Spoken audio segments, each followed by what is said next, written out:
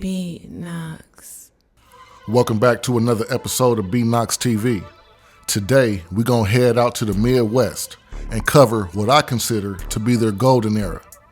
Don't take this the wrong way, but before drill, the Midwest had a scene that was unlike no other and tends to be almost forgotten about and rarely even brought up. Like they really had spitters that was all unique. Now, I'm not going to cover the super mainstream artists like Eminem, Nelly, Kanye, Common, Da Brat, or Tech Nine. I'm here to pay homage to the first underground pioneers. No need to keep you waiting. Let's get it. We're going to kick it off in Flint, Michigan. On August 13th, 1991, MC Breed and the DFC dropped their self-titled debut collaborative album, MC Breed and the DFC. This will be the only time Breed and the DFC would have a joint album. This album had cuts like Underground Slang, Job Corps, That's Life, and the legendary Ain't No Future in the Front. On May 12th, 1992, Breed dropped his solo debut album, 20 Below. Production was handled by DJ Flash and Bernard Terry. This had cuts like Ain't to Be Effed With, Little Child Running Wild, Ain't Too Much Worried, Great Depression, and Jealous Pimp. On April 27th, 1993, he dropped his sophomore album, The New Breed. Production on this one was handled by MC Breed, Warren G, and Colin Wolf. My standouts: Tight, Gotta Get Mine, featuring Tupac, classic song. Flashbacks, Coming Real Again, featuring Tupac, another banger. Watch Your Own Back, Conversations, Everyday Ho, and Something to Smoke To. On March 22nd, 1994, the DFC dropped their second album, Things in the Hood, which was a very dope, underrated album. Production was handled by DJ Slip, Warren G, Swift C, MC8, the DOC, and MC Breed. That's a cold lineup. My standouts: Put Your Lokes On, featuring MC Breed. This was a banger. Caps Get Peeled, featuring MC8. Mo Love, Things in the Hood, featuring Nate Dogg. Pass the Hooter, featuring Warren G. Two to the Chest, Roll with the Clan, Dig a Bigger Ditch, and The Bomb. On June 7th, 1994, Breed dropped his third album, Functified. Now, this would be Breed's most successful album as far as what it did on the charts, which surprised me. Production was handled mainly by DJ Flash, DJ Hurricane, MC Breed, and Brett Ski. My standouts: Smoking, Late Night Creep, One Time, 7 Years, The Deal is the Funk, and BREED. A year later, on June 20th, 1995, Breed dropped his fourth album, Big Baller. Production on this one was handled by DJ Flash, Shorty B, Carlos Glover, Jazzy Faye, and MC Breed. My standouts: the intro was funky, SFNU, See Ya Bud, featuring Too Short and Ghibli, Real MC, Say What, Nightlife, and Been Around for Years. On May 14th, 1996, Breed dropped his fifth album, To the Beat Y'all. This was a pretty dope album to me. This had cuts like Come Clean, Choose One, Evil That Men Do, Like This, Same Thing, and To the Beat Y'all, featuring Eric Sermon, my favorite track off the album. On September 23rd, 1997, Breed dropped his sixth album, Flatline. This might be my favorite Breed album. It was full of heat rocks. What y'all think? Production was handled by Jazzy Faye, Ant Banks, the DOC, and MC Breed. My standouts: Dreamin', Gorilla Pimp featuring the DOC. Rule Number 1 featuring Pimp C and Corrupt. Cafe Interlude. Conclusions featuring Too Short. What You Mad At. Flatline. Deuce Shot. And Break of Dawn. On November 25th, 1997, the DFC dropped their third and final album, The Whole World's Rotten. Although it didn't have much success, it was a pretty solid album to me. What y'all think? Production was handled mainly by Jazzy Faye, Blackjack, MC8, and MC Breed. My standouts: The Whole World's Rotten, Ain't Nobody featuring MC Breed, Listen, 5 minutes. This was a banger. My favorite track off the album. Wasting Time featuring MC Breed, Smoking, G-ish, gotta keep it clean, featuring MC8, and The Flint Streets. Shout out to the DFC. Breed will go on to drop It's All Good in 1999, The Pharmacist in 2001, and The New Subscription in 2004.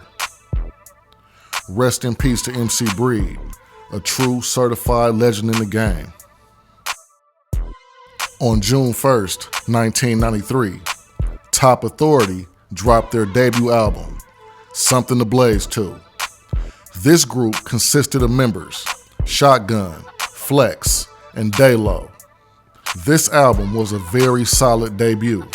Production was handled by Gerald Valentine and Top Authority. My standouts: Another Murder, No Love, Money, P Ain't Worth No Cash, 93 Things Ain't How They Should Be, and How Much. On November 21st, 1995, they dropped their second album, Rated G. This was definitely a step up from Something to Blaze To. Production on this one was handled by Daylo. My standouts: Down for My Scratch, Ghetto Soldier, Flint Town G's, It Be Real. The Smoking intermission was dope. Living to Die, my favorite track off the album, Murder, and Channel 12 News. On October 21st, 1997, they dropped their third album, The New Year. This one definitely stands apart from their previous two albums, and to me, it's their classic. Production was handled mainly by G. Pierce and Villain. My standouts: Buck 'Em Down, Dope Game, Ghetto Is the Trigger, Strange, Lifestyle of a G, Never Know When, Dreamin', Players, my favorite track off the album. This song was hard. And Haters. Shout out to Top Authority. On June 20th, 1995, the Dayton Family dropped their debut album, What's on My Mind. This group consisted of Bootleg, Shoestring, and Backstabber. Out the gate, they came with the heat on this one. Production was handled by themselves. My standouts: Smoke for Free, I'm a G, DOA. This song was taken off the album, but there are some rare tapes that has it. Nutty Ends, Dope Dayton Avenue. This song was a banger. Flint Ends Don't Play, Through a Thing, What's on My Mind, and Flint Town.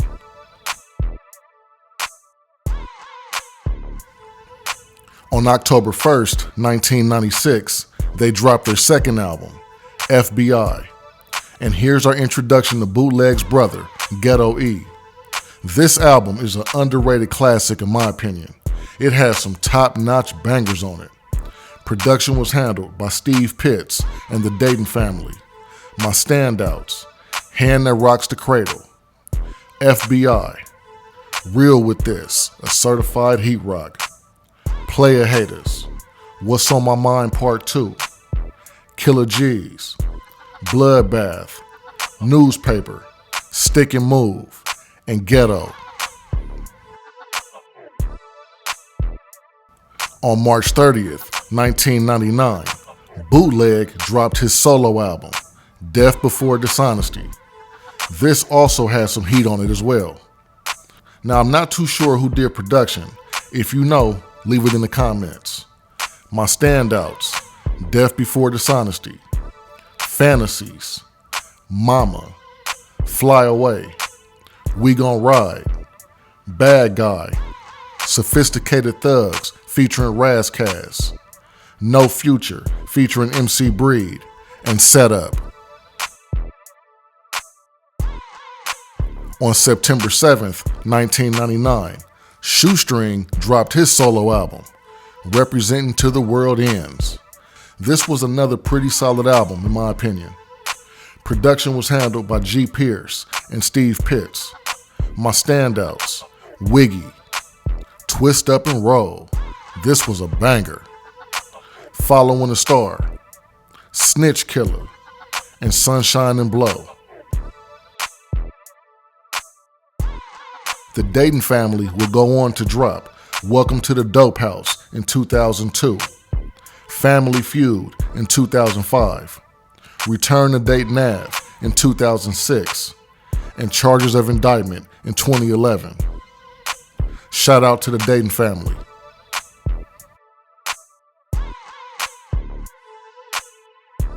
On June 9th, 1992, Tongue Twister dropped his debut album, Running Off at the Mouth. Production was handled mainly by DJ Rhythm. The standout songs that came from this was Mr. Tongue Twister and Running Off at the Mouth. On October 18th, 1994, Twista dropped his second album, Resurrection. Notice that I didn't call him Tongue Twister, as he had changed his name to Twista before the release of this album. Did you guys know that this album was released 2 weeks after Common's second album with the same name, Resurrection? That's interesting. Production was handled by DJ IC Dre. I'ma keep it clean. I never got into this album, but I know that track number 2 is where he would throw shots at Naughty by Nature, and it's also our first introduction to the Speedknot Mobstaz. And here's where things start heating up. On June 24th, 1997, he dropped his third album, Adrenaline Rush, a certified heat rock. This has always been my favorite Twista album. It's his classic, in my opinion. Production was handled by the legendary Traxta, who was a monster on production. Not only that, I would say he's the one that's responsible for that old signature Chicago sound. These two together was a dynamic duo. One intro, one skit, 11 tracks, all heat. My standouts: Adrenaline Rush, Death Before Dishonor, It Feels So Good, Mobstaz Anthem featuring the Speedknot Mobstaz. This song was a banger.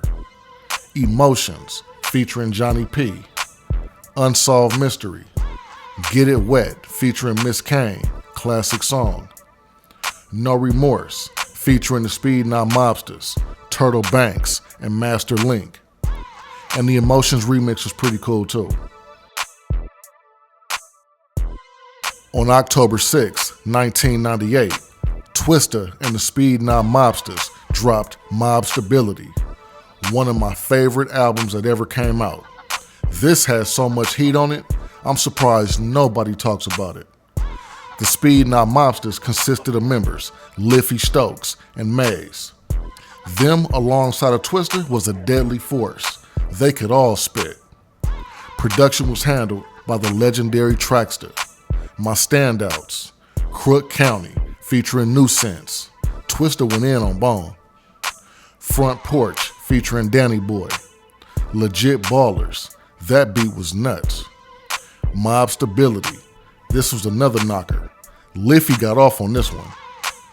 Warm Embrace. Another banger. Loyalty. Motive for Murder. And Dreams. On November 30th, 1999, Twista dropped the Legit Ballin' compilation. This has some bangers on it like Victory or Death, My Apartment, Peace of Mind, and Game Recognized Game, just to name a few. Twista will go on to drop Kamikaze in 2004, The Day After in 2005, and a host of others over the years. Shout out to Twista and the Speedknot Mobstaz. On September 3rd, 1996, Do or Die dropped their debut album, Picture This. This group consisted of members Nard, Below Zero, and AK-47. This album is another underrated classic in my opinion. Production was handled by the legendary Trackster and Mike Dean. My standouts: Alpha and Omega, Shut 'Em Down, Po Pimp featuring Twista and Johnny P, classic song. This was a monster when it came out. Paper Chase featuring Twista, my favorite track off the album. Player Like Me and You featuring Johnny P.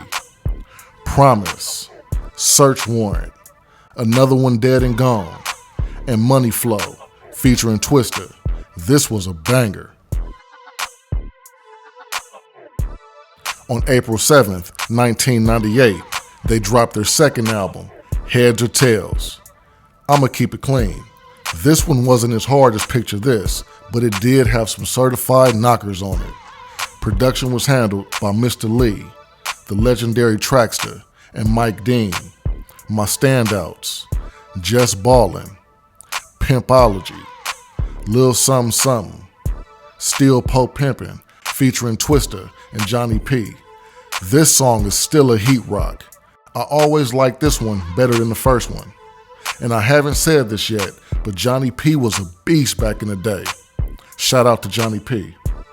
Gangsta-ish, Ultimate Shutdown, and Who Am I featuring Scarface. On March 14th, 2000, they dropped Victory. Once again, I'ma keep it clean. This is where they lost me. This album wasn't for me, respectfully. They went on to drop Back to the Game in 2002, Pimpin' Ain't Dead in 2003, which was a good album, by the way. Get That Paper in 2006, and I believe they're still dropping music currently. Shout out to Do or Die. In 1993, Crucial Conflict dropped their debut EP, Crucial Times. The original members were Kilo, Wild Style, Lil Gino, and Smooth Lil T. Lil Gino and Smooth Lil T will be replaced before the group got signed. On July 2nd, 1996, they dropped their official debut album, The Final Tick. And now we add Cold Hard and Never to the mix. They was also on fire out the gate, and they did separate themselves from other Chicago artists with their look and the cowboy-themed song titles. This album was pretty fire, bruh. Production was handled by Wild Style. My standouts: the intro was dope, Final Tick, Life Ain't the Same, Hey, Ride the Rodeo, my favorite track off the album. This was a banger. And Just Getting My Money. On November 3rd, 1998, they dropped their second album, Good Side, Bad Side. Once again, I'ma keep it clean. This one wasn't for me. It didn't bang like the first one, but it had some cool songs on it though. Production was once again handled by Wild Style. My standouts: Roll Something, Too Bogus featuring the 3-6 Mafia, Let It Go, and Ghetto Queen featuring you know who. Shout out to Crucial Conflict.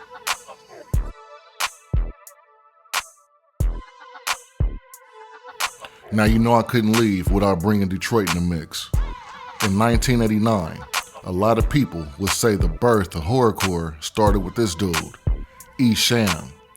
He was the first rapper out of Detroit and one of the first to incorporate rock and rap together. His discography goes from 1989 up until now. This dude been putting in work. Shout out to Esham. On May 25th, 1993, Boss dropped her debut album, Born Gangster.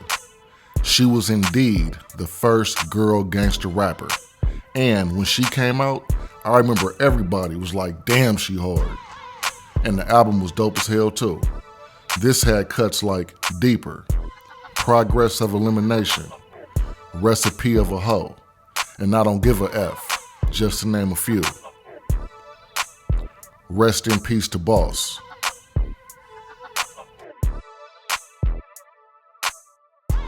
Sometime in 1995, Vale Bacardi dropped his debut album, Genuine Liquor Hits. This was a very dope album in my opinion. This had cuts like Drink With Me, Playa-ish, this was a knocker, Fantasy, Deep-ish, Fatha, this song was deep low-key, Liquor Industry featuring AMG, Typical Day, and Come Up. Shout out to Vale Bacardi. Later that year, Mass 187 dropped their debut album, Real Trues Paying Dues. This group consisted of Brew, Flo, and Spike. They were signed to Lil Troy's label, Shortstop Records. This album was fire, bruh. It had cuts like 187 for Life, G's to the Heart, my favorite track off the album, Southside, 68 Caddy, Grand Felon, Show Me, Pure Cane Sugar, and Gangsta Strut. They will go on to drop Crooked City in 1997 and 187 Thugs in 2000. Shout out to Mass 187. And that wraps things up for this episode. Don't forget to like, subscribe, comment, and share. Also, go back and check out my other videos I dropped. I got more content coming soon, so stay tuned. Till next time.